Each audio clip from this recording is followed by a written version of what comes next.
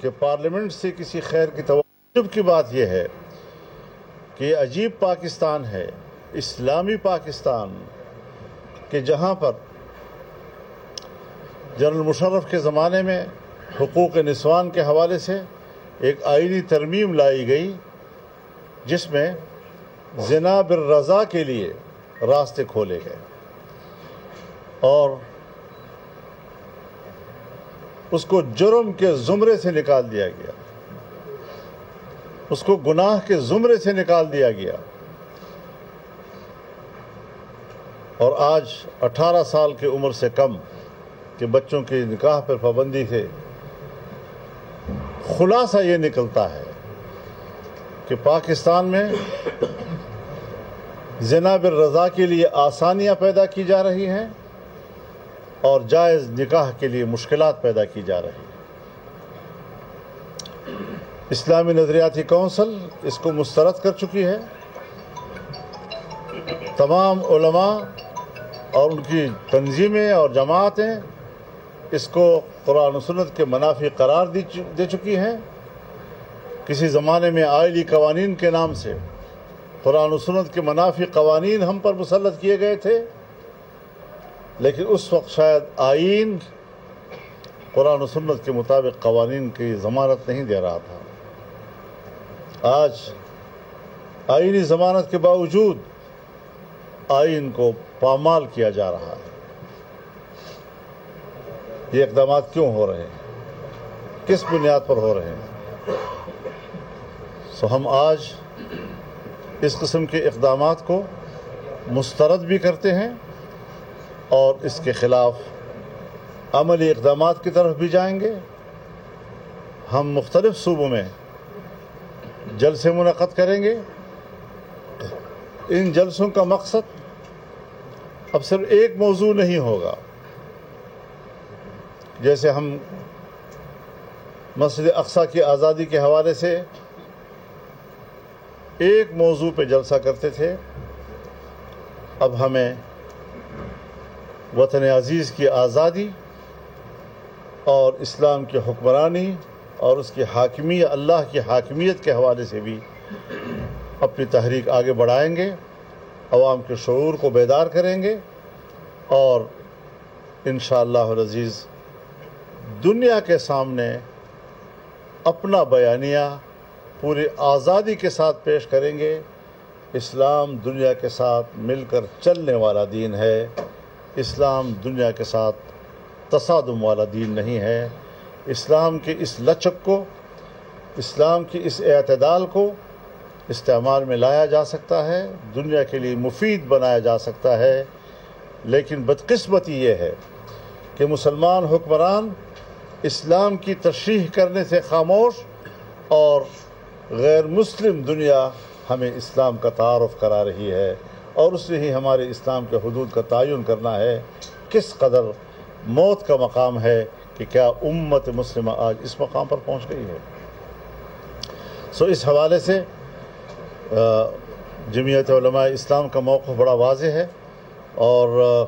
ہم اس ساری صورتحال کو نظر میں رکھے ہوئے ہیں اور اسی حوالے سے انشاءاللہ ہم آگے بڑھیں گے۔ اور یہاں پر بھی صوبے میں جو اجلاس ہوا جس کا ذکر کیا گیا، تو اس میں بھی اس حوالے سے غور و فکر کیا گیا اور ہم اس میں آگے بڑھنے کے لیے ہم نے، میرے خیال میں کون سی تاریخ کا تھا؟ 29 جون کو ہم انشاءاللہ ہزارہ ڈویژن میں ایک بڑی کانفرنس کریں گے، بہت بڑا اجتماع کریں گے اور عوام میں انشاءاللہ اس حوالے سے شعور بیدار کریں گے۔ مولانا صاحب، یہ جو پاکستان اور ہندوستان کے مابین کشیدگی ہے، اس میں پاکستان کی طرف سے بڑا جشن منایا جا رہا ہے کہ اس میں امریکہ نے مداخلت کی سیز فائر کے حوالے سے، اور آج جو پھر ڈیجیٹل کرنسی کے حوالے سے بات ہو رہی ہے، کرپٹو کرنسی، بٹ کوائن، اس کی شرعی حیثیت کیا ہے؟ اور یہ جو ہم پینگیں بڑھا رہے ہیں پاکستان کی طرف امریکہ کے ساتھ، ایک طرف امریکہ ہے دوسری طرف چین ہے، اور چین اور امریکہ کے باہمی جو تعلقات کی نوعیت ہے وہ بھی آپ کو پتہ ہے،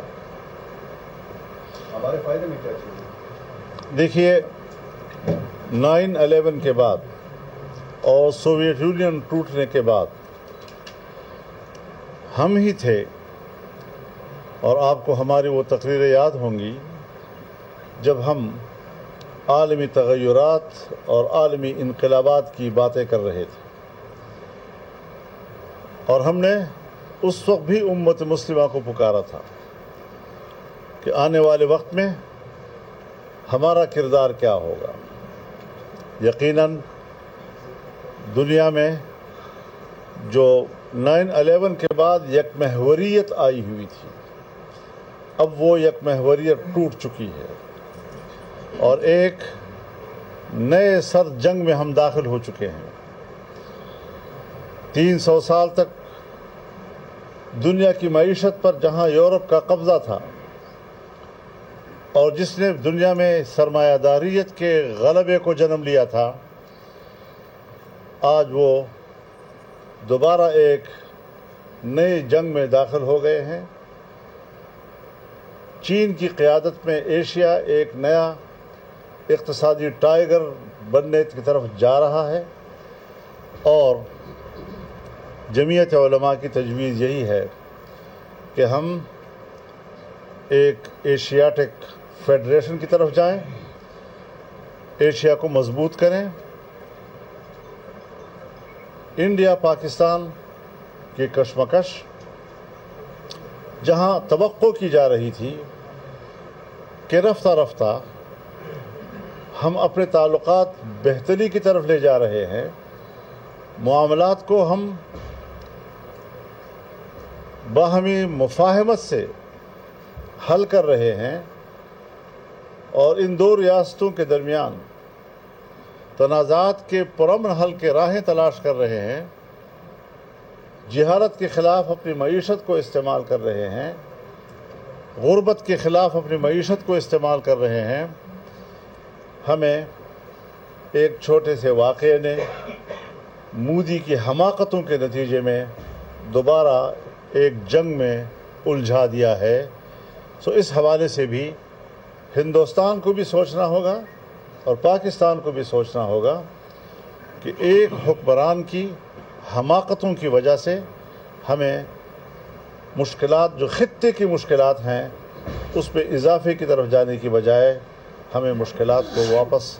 اپنے اصلی حالت میں بحال کرنے کی طرف اقدامات کرنے ہوں گے، لیکن ابھی اس میں وقت لگے گا،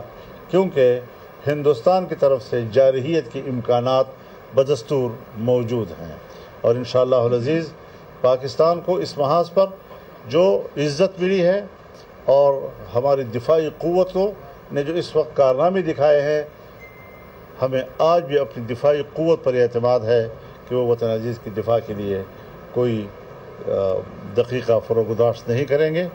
اور پاکستان کی عزت اور اس کے استحکام کے لیے ہماری دفاعی قوت کام آئے گی۔ ہم بحث کر رہے ہیں اس وقت پاکستان کی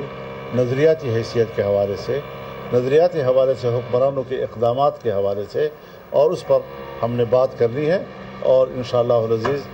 ہم نے یہ جنگ جیتتی ہے۔ مولانا صاحب یہ بتائیں کہ جو ابھی ریسنٹلی اپڈیٹس آئی ہیں کے اسکینڈل سامنے آ رہے ہیں، حکمران جماعت کے حوالے سے حکمران جماعت آپس میں بھی دست و گریبان، اس صورتحال کو مولانا صاحب اس کے ساتھ ایک کوسچن اور بھی ایڈ لے لیں کہ پیپلز پارٹی بھی صوبہ بچاؤ تحریک کے لیے نکلی ہے، تو اچھا نہیں تھا کہ پی ڈی ایم کے تلخ تجربے کے برعکس اگر یہ آپس میں ایک ساتھ اگر تحریک کو آگے لے جایا جائے، پیپلز پارٹی اور باقی اپوزیشن جماعت؟ پیپلز پارٹی نے کیا کیا ہے؟ وہ بھی صوبہ بچاؤ تحریک کے لیے نکلی ہے۔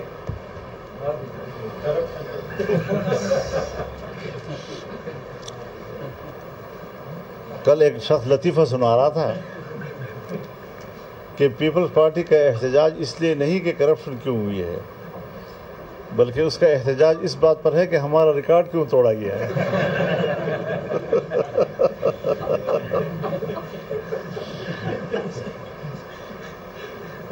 تو بات بنیادی یہ ہے، اور یہ احتجاج بھی ان کے سامنے ہے کہ کس قسم کا احتجاج تھا۔ بہرحال یہ جنگ ہم نے لڑنی ہے، اور آئین و قانون کی روشنی میں لڑنی ہے۔ اس حوالے سے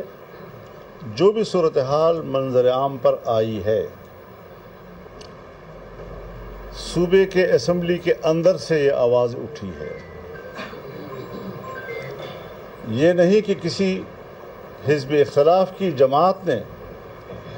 اس حوالے سے کوئی بات کی ہے،